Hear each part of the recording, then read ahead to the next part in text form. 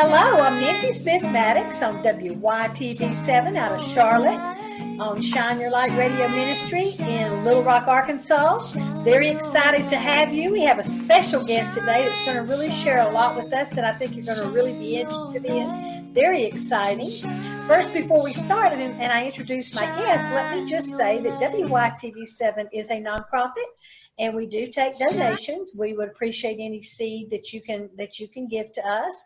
We do use our donations to promote our shows, and it will go to several million people and all over the world. It is international, and so it's really exciting, and I appreciate you for being there with us and helping us promote that. So without further ado, let me introduce my guest. His name is David B. Carpenter. He is from Mobile, Alabama, and he is the CEO of Upspire.com. He's also a John Maxwell speaker and trainer and coach. So we're in for some good coaching today. So without further ado, let's go ahead and start. Mr. David, give us a little bit about your testimony and where you're from and how you started and how you got into this. Well, I was born and raised here in Mobile. I attended the famous University Military School, and I was the last class of the military a long time ago. Best I could tell you was, I think President Lincoln gave our graduation address. But I've been around for a while, and left Mobile to go to college, studied at Huntington College in Montgomery, Alabama. And then moved on from there, finished a couple of degrees. I was started out, my wife likes to say we've been married, we'll have been married 37 years in May. And I like to say we've been married 74 years. She's been married to me 37, and I've been married to her 37. So 37 and 74. But we've been married. And she used to say that her first husband was a Methodist pastor, which was me. And then I've been Baptist for a little bit, the interdenomination a little bit. So I've kind of been around, and I love to help people and help churches. I retired from pastoring a few years ago. And had started actually when I was pastoring. Had started my first business, which we can talk about that some, because I wanted something to be able to help people and help families. And then after that, I got out of pastoring. We moved back to Mobile. We had lived in the St. Louis area. We were there for 12 great years, wonderful folks. And then we moved back to Mobile. In 2013, I was suffering from severe Alzheimer's disease, and my dad was in his 90s and her primary caregiver. So we came back here to help my dad, and my mom passed away about 5 months after we moved back. And then my dad spent 2.5 years with us. He lived in the house right next door to where I'm sitting right now. We had dinner with him every night, and as the commercial said, just some time that was priceless. Mm-hmm. But my mom and dad were both strong Christian people, and took me to church when I was growing up. Matter of fact, I like to say my parents gave me drugs. They drugged me to church on Sunday morning. They drugged me back on Sunday night. And when I was 15 years old, a fella came and spoke and did some music, played guitar, had a black and white checkered suit, a black shirt, and white shoes. And if you don't know that's what an evangelist is supposed to look like, it surely is. But I pay tribute to him. His name is Jerry R. Helger, lives down in the Florida Panhandle, but still contact with him on Facebook. Well, that's how we churched back then. Yes. I think all of us back then in the 50s and the 60s, our parents did drag us to church. They drug us to church, and they in the morning and in the evening and on Wednesday night. Well, we had they did some other things. I always like to say we had a peach tree right outside the back door of the house where I grew up. and it never bore any peaches, but it bore many switches, and they bore fruit on me. Yeah, you grew up in the same era I did, and we had to sometimes go out and pick our own switch. It Yes. wasn't if the switch didn't work or it broke or it was too little, then it was more switching. So it wasn't fun. I can remember my sister, the middle child, really she took offense to having to pick her own switch, and she got switched a lot because she was a middle child, she thought. But anyway, but it was a fun time to be alive back then and to grow up through then. But let's talk a little bit about, so you went from the Methodist religion to Baptist. Were you a Methodist preacher or a Baptist preacher? Well, I was originally licensed by the Methodist, and then I moved over and I was licensed and ordained by the Baptists. And to me, the most important thing is not a denominational tag. It's the name Christian. Absolutely. I identify with the Lord Jesus Christ, and through the various businesses and ministries that I operate, what I want to do is to be a blessing to all people, and especially to those who are the household of faith, to God's people. Yes. And so many things. The first business that I started 10 years ago when I was still in St. Louis is a business where I offer legal help and legal plans for so many pastors and people on church staff. There was a story that was told to me by an attorney where a young boy visited a church, and the church had a big ministry to children and wanted to reach children, which makes perfect sense. And the little boy came and went in the restrooms. They had built the restrooms right where there were no doors, and they had the path where you went into the restroom, so everything was open. And unfortunate incident took place in the restroom with a man who was a visitor at the church. And of course, the parents of the boy sued the pastor and the Sunday school teacher and the bus captain and the bus driver that brought him to church. And so many people that are working for the Lord and trying to help children and trying to serve the Lord in their local congregation don't realize that we live in a day where everybody is suing everybody. And like we talk about when you and I were growing up, nobody ever thought about suing a church, Right. But they will now. And, lawsuit protection. And of course, everybody needs to have a will in place, that last love letter to our family, help with driving issues and the family law, things like that. I was talking to Libby before the show and was telling her I'm very proud that I have several sets of grandparents who were able to adopt their own grandchildren, and one in particular saved $12,000 in attorney's fees by having this service. So it's that's very fantastic. exciting. And that's happening more and more if you think about it. More and more grandparents, are raising their grandchildren. So, and which is not quite a bad thing because, we have the old values instilled in us. But it's kind of interesting because you wouldn't think that a church would need an attorney, but now so more than ever in this litigious society that we live in, so very, true. very important. So that's really a great thing for you to share with us. So what happened after that? Well, I started that business in 2009. And we protect, like I say, people from the legal, high cost of legal services, and as well identity theft, which is another huge issue for people in this day and time. I think of pastors. If someone hacks a pastor's computer and something is not right on that computer, then his whole ministry can be held suspect.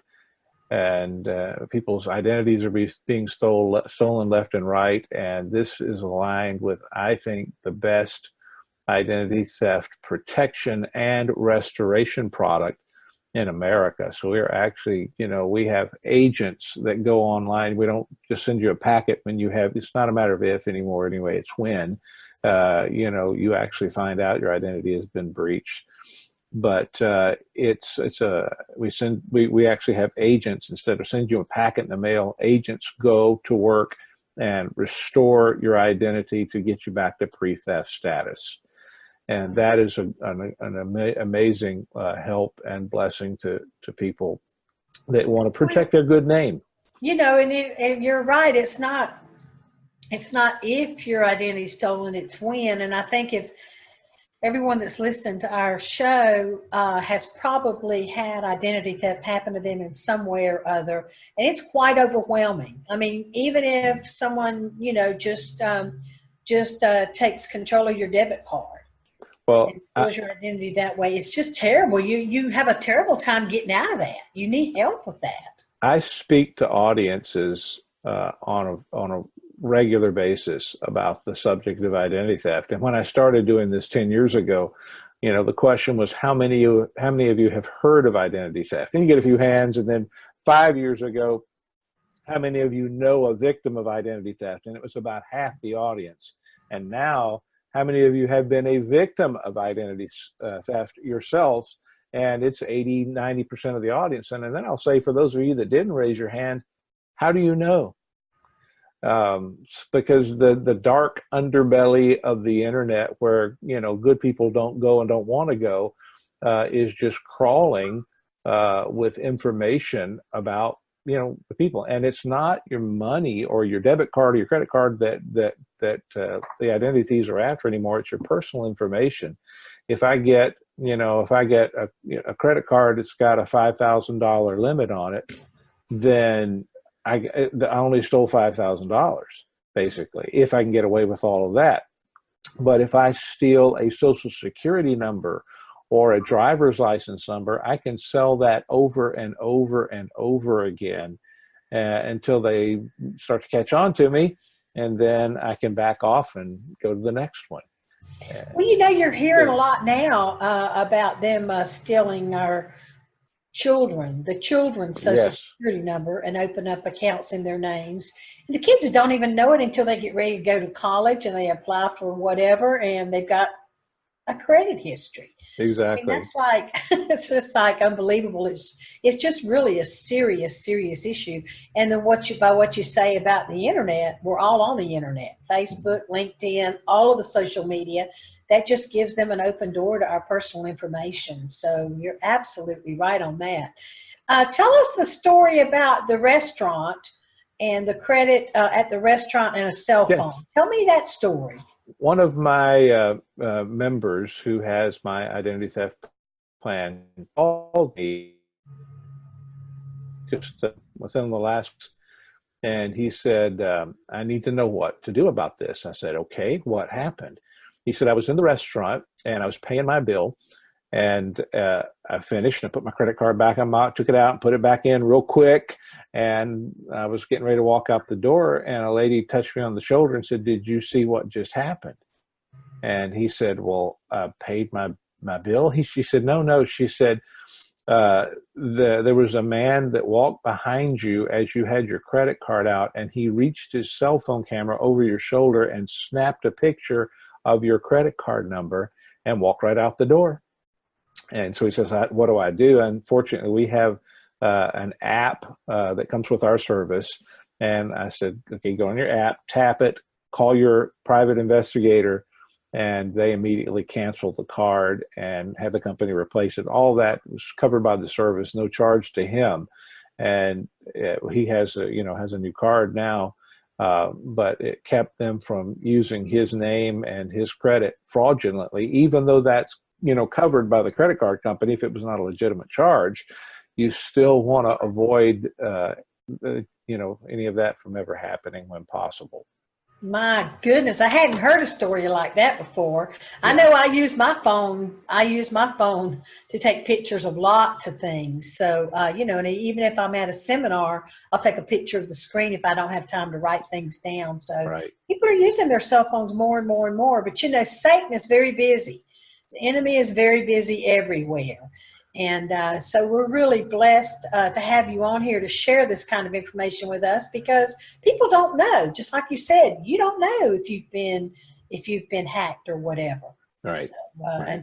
until it's too late, and then you have a horrible mess that you're so overwhelmed you can't really control it yourself. So that's pretty bad.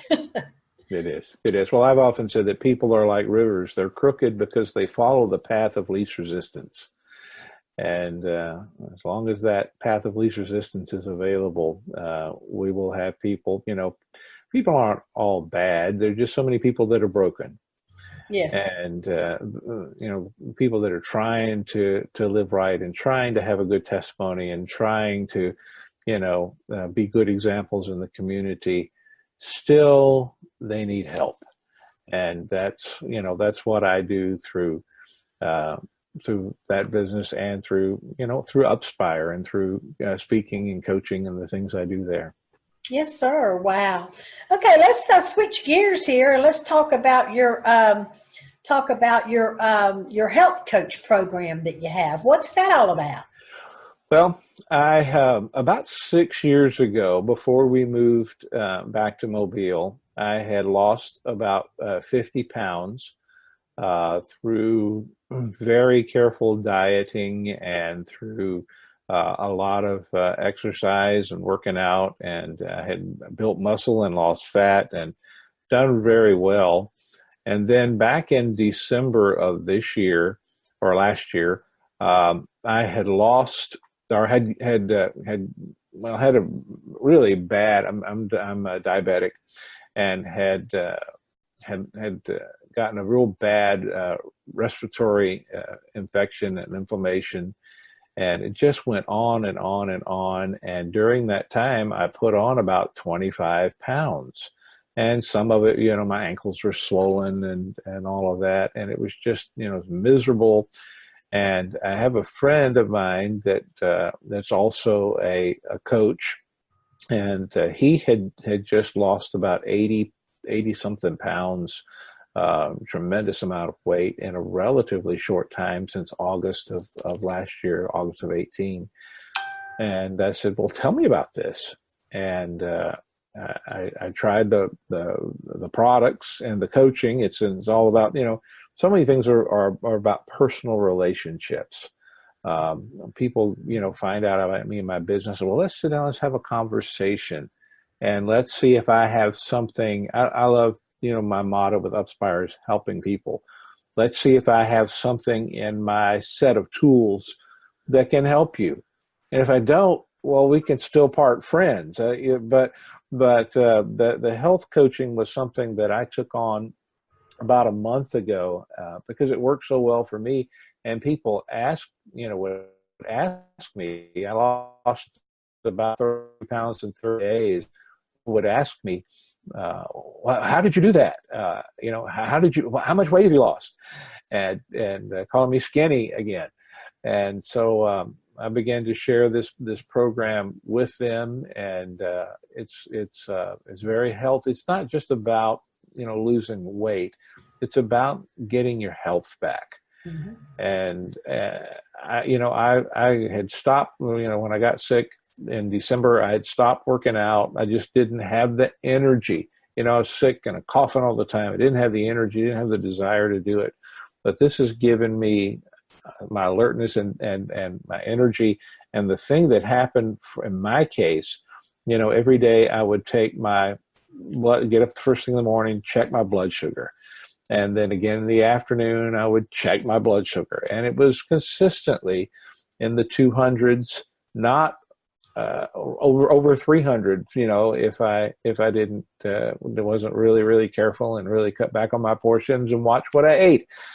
So once I got on the program and the coaching, almost immediately my blood sugars got down into the normal range, and sometimes even in the morning I was waking up and they would be in the 50s and 60s, which is a little on the scary low side. So I actually was able to cut my insulin back 25%, and Wow. I'm working on getting rid of it completely. But it's a Don't great. you think exercise has a lot to do with that? Yes, I think, and that's what I did to lose the weight. The first 50 pounds 6 years ago, but now it is. I don't I exercise because I feel healthy, and I work out. I was going probably 6 times a week now. I probably am back to 3 or 4 times a week, but just for the sake of your heart, and keeping your mind alert and so forth. Yes, When you one day absolutely. when you get I old have like me, one day you'll understand what that means. I have a 12-year-old grandson, my youngest grandson, and he's a juvenile diabetic. He was diagnosed with type 1 diabetes 5 years ago when he was 7 years old. And it's been a real struggle. I mean, because he's very active and not overweight, and just a lot of things. But you people that get diabetes at a juvenile age, it's very difficult for them. I Yeah. mean, he plays sports, and his levels go up and down constantly, and of course he cheats a lot and eats things he shouldn't. And what they've tried to teach him is, give yourself medicine every time you put something in your mouth. And so anyway, it's really difficult though. It's a difficult disease to control and to keep and you really just don't feel good sometimes. So Yeah. that's The really type good. I the think type one is exercise. tough. Type one is very tough, but Yeah. type two, or they call the adult onset, is, I believe it's curable. Um, I have one of my leadership trainings that I do, and I talk about how to get out of a mess. So people that are obese, that are terribly overweight, that are diabetic, that are massively in debt, you're in a mess. Okay, so it took you 5 years to get into that mess. It's probably going to take you more than 5 years to get out of that same mess. If Yes. it took you 5 years to run down the hill, or 5 minutes to run down the hill, it's probably going to take you more than 5 minutes to run back up the hill. Right. So, to set realistic and good expectations. Absolutely. One of the things I do with my speaking and my leadership training is help Yeah, people well, understand. that's just awesome. You have a lot of training, especially with the John Maxwell program. That's just fantastic. And I want to get your information before we're finished. We are about to run out of time, but I wanted to find out a little bit about your dissertation that you're working on. What is Yeah. that about? I am writing right now a dissertation on, back in the 1920s. There was a very famous trial that was the first trial of the century. It's commonly referred to as the monkey trial. It was John Zopes, a teacher in the high school there, substitute teacher and football coach, and he substituted in a science class for a few days and was charged with breaking state law by teaching evolution. And it kind of became the fourth great schism in Christianity, the first being the great schism between East and West, and then some would count the papal schism, where there were two popes for a while, and back in the Middle Ages, and then the Reformation, Martin Luther, 1517, and then this schism between fundamentalism and modernism. And is the Bible literally true? And I'm writing the history of that story, and how fundamentalism as a really Vance Havner, the great Baptist preacher, said every great movement follows the pattern of a man, a movement, a machine, and a monument. And in a sense, fundamentalism did that in a very compressed time frame. And the man was a Baptist preacher in Fort Worth, Texas, by the name of J. Frank Norris, a very interesting and colorful character. He was sitting in his church office one Saturday afternoon, and a man walked in who was one of his political enemies. And J. Frank Norris reached in the desk drawer and pulled out a pistol and shot him dead in the church office. And that, wow. And the man was unarmed. And of course, Norris's defense was that the man made the hip pocket move. So he shot him. But a very colorful life, and that the whole story started with that.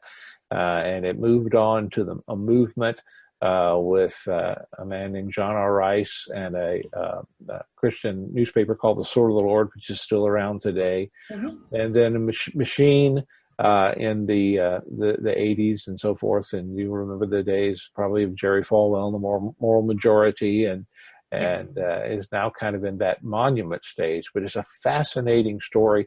Goes all the way back to the age between the Revolutionary War and the Civil War, which the historians call the Righteous Empire.